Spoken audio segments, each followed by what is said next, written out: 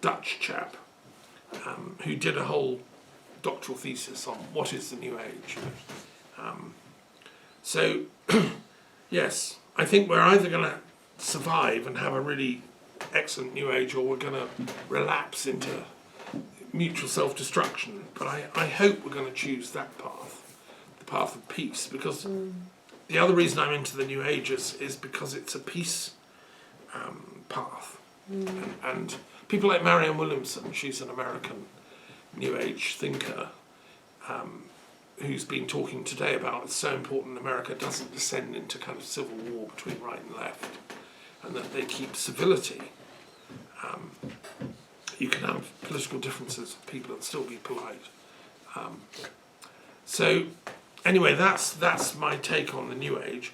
I think these two are compatible, the evolutionary field and New Age thinking. There's a certain place where they merge, I think, leading edge.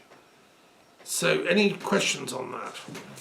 Comments? I have a question about war, about peace and war. Okay, go for it. Don't you think that humankind is, for humankind, I mean, it's a goal to have war? Or maybe because from the very beginning they started to fight, but they started to fight, I think, when they began to settle. There were nomads before, and once there have a like a little village piece or a of town yes of land, they wanted to keep it, so war began. Do you think it's in human nature to make war, or do you think that it can be something else in the future? Well, that's the big question. Yes, that's the whole question. That's why I was saying that I think we have to evolve a new way of settling disputes that do not involve war, because we've now got these weapons that can mutually self-destruct. So war has become a not a very intelligent way of resolving differences. We have to outgrow it. It's a big ask, because a lot of people have invested a lot of kudos, a lot of time and effort and thought have gone into creating all these weapons. One of my students, who I taught in a grammar school in Britain, very clever boy, his dad had helped make the Britain's nuclear submarine fleet, electrical systems work, the IT, so that you press a button and everything works, and the missile comes out. I mean, somebody's inventing all this stuff, and they're very, very clever. So, and they get a lot of kudos, huge amount of money, and so we have to unthink all that. That's why I proposed the Poseidon Project, and why I'm working on the 99 Names of Peace.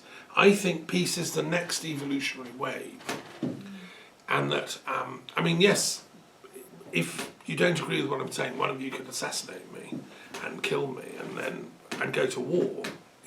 I've had people aggressive and we hate you, and stuff.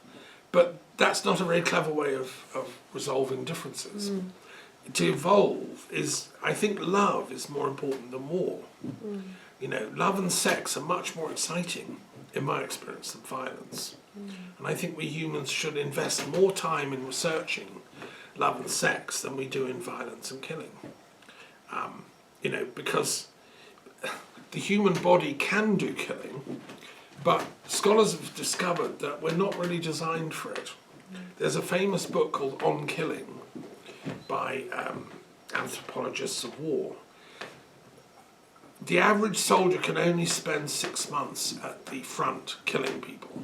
They go crazy after that. They literally go crazy. They have a breakdown. And so that's why they send them home for a few weeks to recover. During World War I, people went crazy killing each other. And in World War II, we're not designed to do mass killings like that. And it's psychologically against our nature, in fact. You have to be trained to become a killer. You have to be desensitized.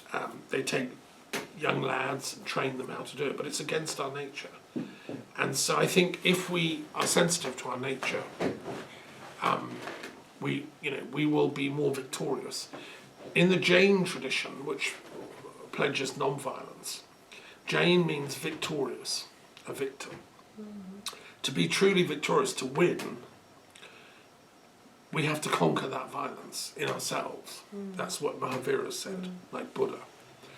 And that's what's on offer now as a planet. We have to make that leap towards enlightenment. Enlightenment is much more interesting than endarkenment, you know.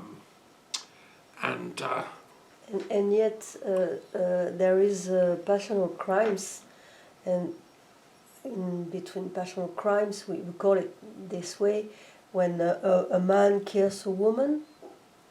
Yes, of course, tragically. In a couple. Yeah. That reveals maybe the power, the strong. The power of eros and love. Yeah. Yes. Jealousy, crimes of passion. Yeah. Yeah. No, I mean absolutely. That's why I've written a book about relationships, how we can elevate relationships to what I call a wisdom affair instead of a love affair. We have to take the sting out of the love affair, which always ends in tears and crime and passion. And think of Aeneas and Dido. Dido commits suicide. You know, Romeo and Juliet. They end up dead. I think we've got to take love up to a higher level, a new evolutionary wave, and that's what the point of philosophy is. Philosophy is to love wisdom, which is our highest potential. And so I as a philosopher, I advocate having wisdom affairs, because they don't end in tears, they end in enlightenment. Yeah, and I think people are getting there. You know, there's some brilliant movies and films and novels and poetry. I mean, the soul of man is in evolution. I'm in, like when I went to Moscow, I met all these unbelievably profound philosophers who were talking about that stuff. I think the Putin thing is just a blip. It's just a throwback. He's activated all the old dark stuff of revenge thinking, hatred of the West, hatred of... Actually, ultimately, it's hatred of life. Because that kind of way of thinking to kill other people like that is self-hatred. Somebody who can't love wants to destroy. The problem with Putin and types like that is they don't know how to love themselves. He hates himself, so he has to kill the other. There's no reason why Ukrainians and Russians couldn't and can't love each other. They have done for millennia. They are the same people deep down, although they have these differences. So I just hope we get back on track and I can go back to Moscow and talk to my philosophy friends. And we can put all this behind us as a kind of nightmare. And then I've met amazing American intellectuals, philosophers, who are on the same wavelength. There's no reason why Russia and America can't be best friends. You know? But it can't be in the hands of, you know, the kind of backward nincompoops that can't actually get to this level of thinking. So anyway, that's a long answer to your question. Sorry about that. But it's an important question. Can we move beyond war? Okay, let's finish by doing our little tarot of the gods. We'll just choose a god each, and we'll say what light can the divine shed. If you want to just shuffle them up and choose one. Okay, I battle. Shuffle. Yeah, this? just have a shuffle. Just choose one at random. Okay. And we'll see which god you've chosen.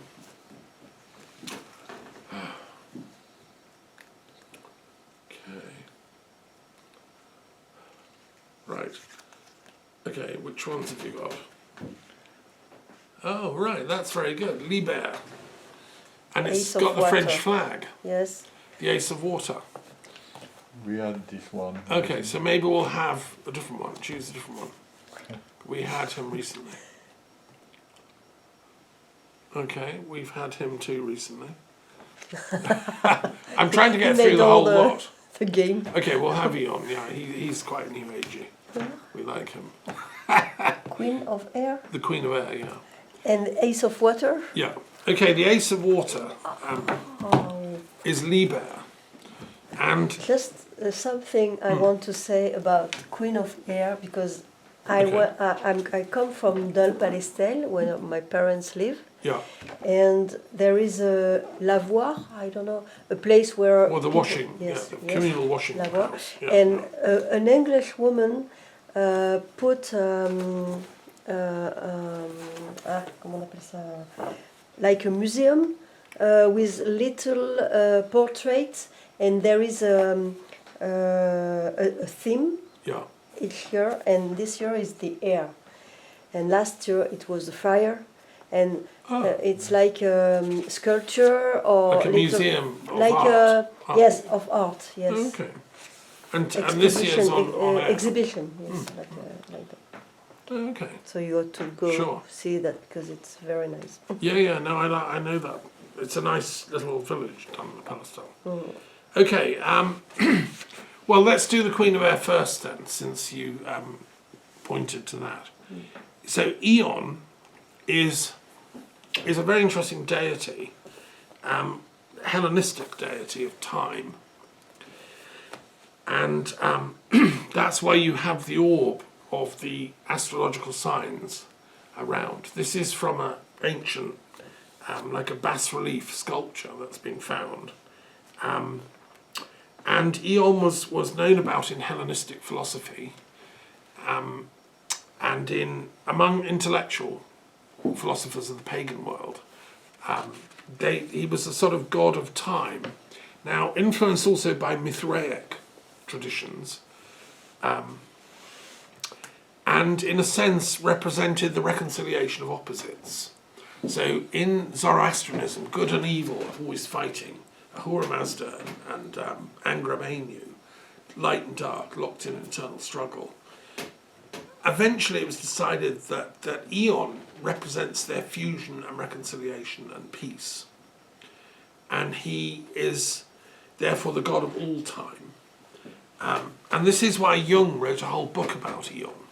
He focused on the archetype. He said Eon is an archetype that appealed to these great intellectuals as a symbol of reconciliation of opposites, which was central to Jung's insight. Eon was important in the Orphic mysteries, the Dionysian mysteries as well. And the initiate experiences Eon as the fulfillment of their own conflicting desire natures. So let's say on the one hand I'm really lusty and I love making love. On the other hand, I can't stand giving up my quiet study time and don't want to at all. So I've got this split in me. Well, Eon is the reconciliation of that. We all have these opposites in us. So fascinating deity. He's got a snake which bites his own tail, standing for the Ouroboros. And archaeologists have found Eon scattered around in cemeteries in Italy and Greece, even in Syria and the Hellenic culture that went to the Middle East, and in Egypt as well. So I give a lot of details in the text which goes with the cards about this. Jung's work is called Eon Researches into the Phenomenology of the Self. Phenomenology is a word Jung used in the Hegelian sense to mean the scientific study of something as a phenomenon. So it's a profoundly important idea to study the self, which is what Jung was doing. The self is complicated, mercurial. Who are we? Well, let's look at it philosophically, said Jung. And it was one of his major works in his last years. He thought Eon stands for psychic totality and stands for the self. And that, in a sense, Christ was a way-shower to that. And Jung argues that the Christian fish symbol and its use in Gnostic and alchemical symbolism points towards this fusion of opposites that comes with what he calls individuation.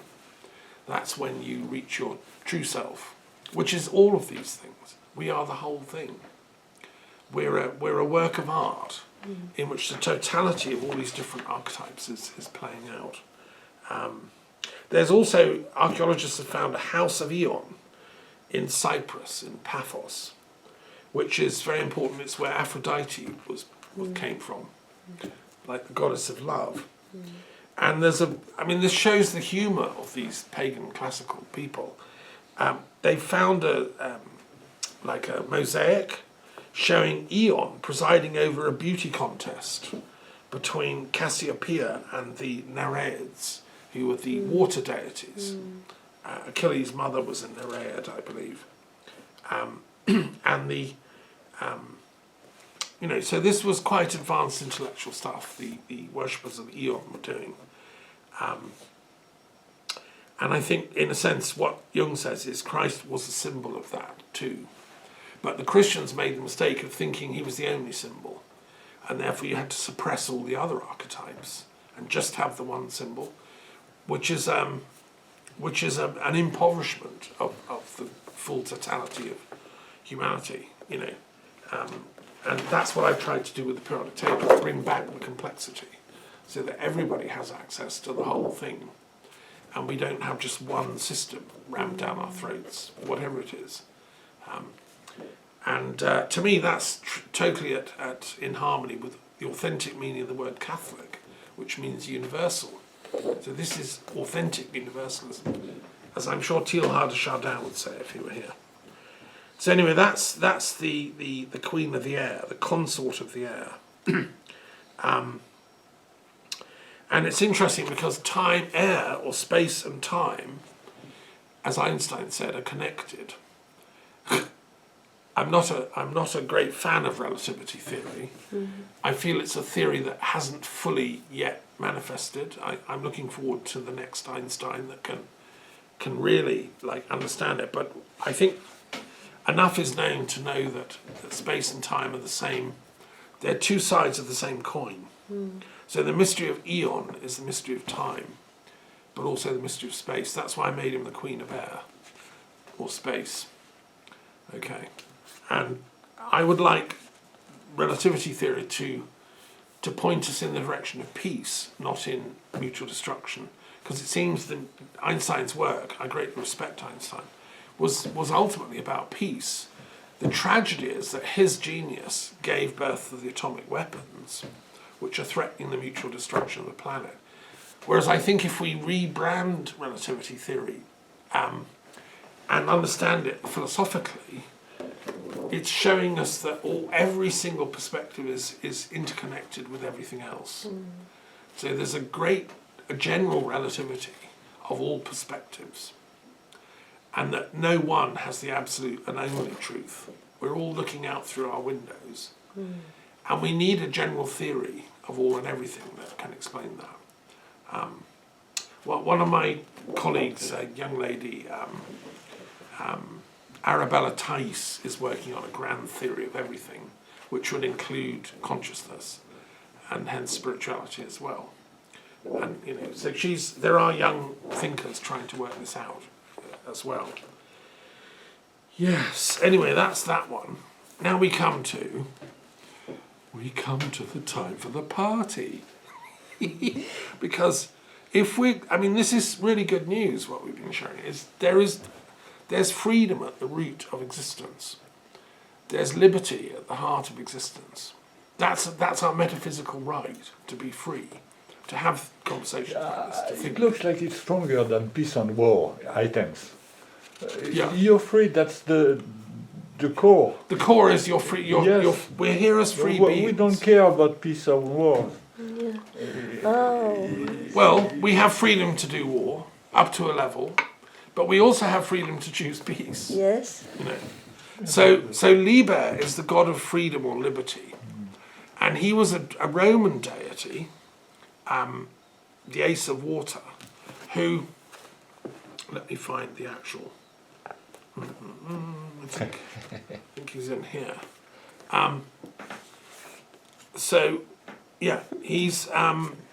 He stands for emotional fulfillment and joy, and he was the god of the Roman working classes, the proletariat. The rich people up on the Capitoline worship Jupiter, the king of the gods, or the great queen Juno, but the ordinary people worship Liber, and he was also the god of wine. And anything, a chance for a party, you know, the Romans were up for it. And he had his own temples, and when you were set free, you went to the temple of Liber if you'd have been a slave or something. He wanted people to be free. And Liber means literally the free one, or the free father. And so he was the Latin god of freedom, viticulture, wine, fertility, and joy. And where is it, the French? The French flag. Yes. Okay, so during the French Revolution, the French intellectuals, the philosophers, knew all this, Okay. and they got people wearing the liberty caps. Yes. This was a symbol. And the tricolour that the revolutionaries created symbolises liberty, equality, and fraternity Okay. through the three colours. And you know, there were philosophers involved behind the French Revolution, like trying to move evolution on in a positive direction and escape from the old medieval way of thinking, which is, if you don't follow our kind of Christianity, we'll put you in the dungeons and we'll torture you. You know, this very old, backward thing, which was associated with the Ancien Regime. These revolutionaries, who we're celebrating today, the 14th of July, so it's quite a good timing. We've got Liber come out to play. They wanted freedom for people, and therefore it's still part of the French Republic's trinity of ideals, you know, liberty, equality, and fraternity. And so he had his temple and his cults, and he was always a bit suppressed because the aristocrats didn't want people celebrating too much. You know, that would be, they got to Don't work. drink all the wine. They can't drink too much. But in the 18th century, Freemasonry came in, bringing Liber back into fashion. Basically, male Freemasons were drinking clubs. They'd go and do a few rituals and prayers, and then they'd have a party. And so people like Robbie Burns, the great poet in Scotland, he was a Freemason. He was always drinking and celebrating the beauty of the goddess. And so were people like Mozart, who was a Freemason, celebrating in music freedom. And that's why this idea of freedom became associated with what we call liberalism as a movement politically in Latin America. The idea that people should have the right to freedom. I still believe that, and that's why I'm against war, because that takes away liberty. You know, if I'm afraid to go out because I might be shot, where's my freedom? If I'm afraid because people are throwing missiles at my country. I saw Putin has threatened to attack European cities now with long-range missiles. What? I mean, you know, that's an attack on my freedom to live, and that's why it's an ontological, self-destructive thing. The chap needs therapy. There's also this idea of a tree of liberty in the revolutionary time. All the towns of France grew a tree which they put little, you know, hung ribbons from and things, and people would dance around. So I think this is a good idea. We can celebrate today, the 14th of July, this idea of freedom. Yes, but realise that it's in a serious cause, which is enlightenment of going beyond the trappedness of time and space.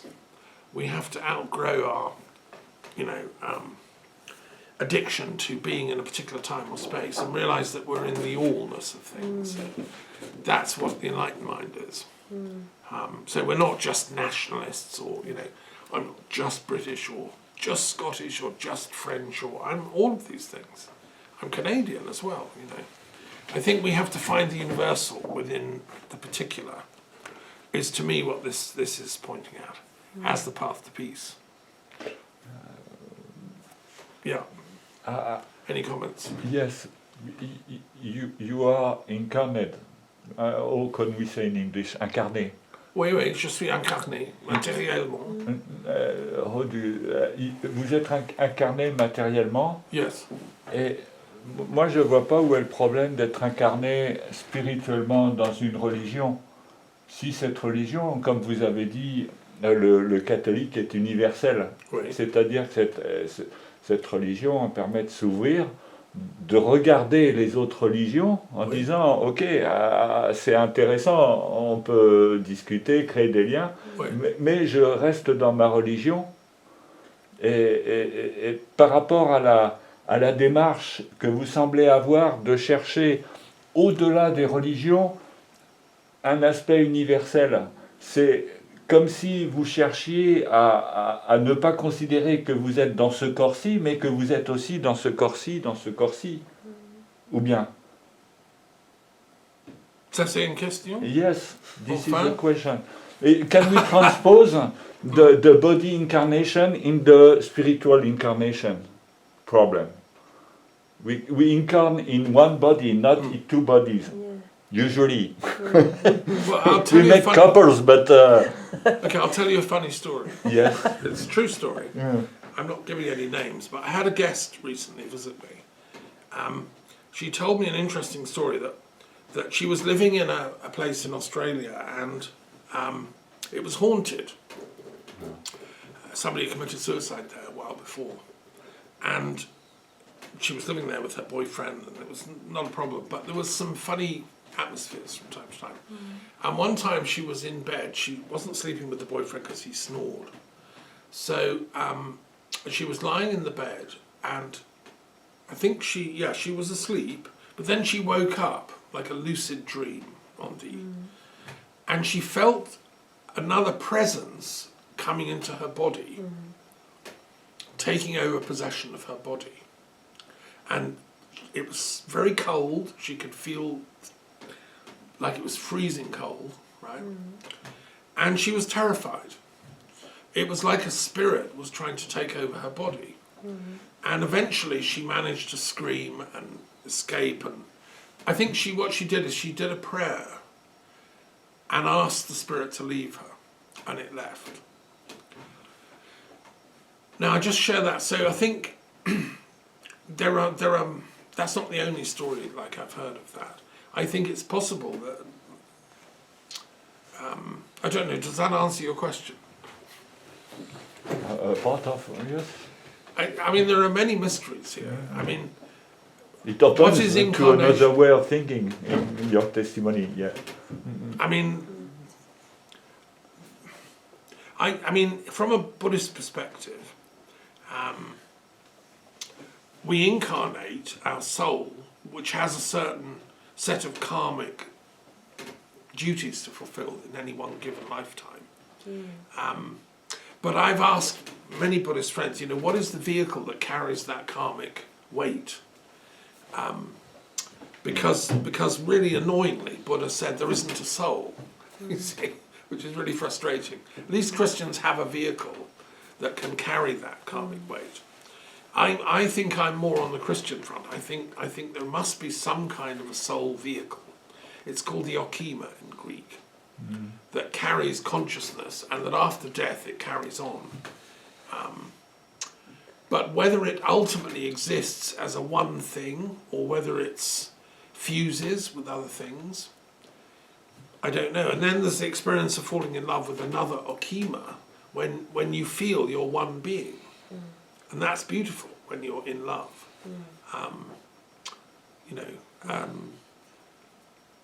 And then, yes, and then telepathy happens between souls that are infused. And between saints. In the Sufi tradition, we say that you can pick up on thoughts and, I mean, if you're sensitive, you'll be picking up on the sufferings of the people of Gaza at the moment, who are terrified for their lives and dying. I'm also one with them. So I think at one level, we're all interconnected, and we're all one being on some level. And some people are, like you said, Blavatsky. Yeah, like Blavatsky. Was capable to be a channel. Yes, to tune in to. For the others. Yes, to a disembodied spirit. Yes. I think that's what happens when those people work. So you use your body like a channel to go to help other people. Yeah, some people are capable to do it, Yeah. but not everybody is willing to do it also, or capable to do it. sure. Yes. I mean, I think that as a philosopher, I try to tune in to the thinkers I study. So a lot of my work has come because I've tuned very deeply to these great thinkers of the past by reading their books and then by asking their spirits, what did you mean, Aristotle, when you said that? That's a bit obscure. And I feel I can make an energy connection. When I worked as the librarian at the Rudolf Steiner Library in London, I discovered that Steiner was doing that. He was able to tune into the great thinkers of the past, their souls where they are now, and then download information about what they'd said 500 years ago. So I kind of picked up that idea, and I found it very helpful in my work, and that's why I coined the phrase transpersonal history. So I'm a transpersonal historian in that I believe in transpersonal psychology that it enables us to tune into other people's minds and souls beyond the time-space barrier. So I can tune into Alfred Russel Wallace, say, for example, who's dead and gone. But then I ended up, through synchronicity, head of religious studies at Poole Grammar School, and he's buried in Poole Graveyard. I didn't know that when I took the job. So I set up the Alfred Russel Wallace annual lecture, and we used to go to the grave where he's buried and have a glass of sherry and honour his memory. And he was president of the Spiritualist Church in Bournemouth, which I used to go to. So that's just a synchronicity. Yes. I think what Jung said is synchronicities also point to this interconnectedness of things. You know, in a sense, I mean, what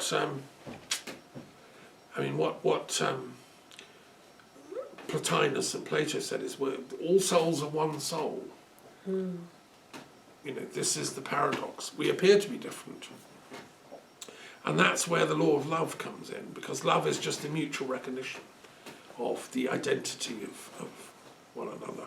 And I'd like to see that law operate between the different religious groups. It's like when you have trees that communicate by their roots, Yes, and people are communicating with some waves, that's right. I Yes. think. Absolutely, or touch in your case as a masseur, or mind, or language, or poetry, or song. Yeah. You know, yeah, we discussed the tree thing a few weeks ago. I was watching that film, about yes. the tree studies. Well, look, let's finish with a poem, shall we? It's been really interesting tonight. I appreciate your questions and all that. If there are no more questions, can we come to the poem to finish? I think this would be a good one to read, which is a poem I wrote at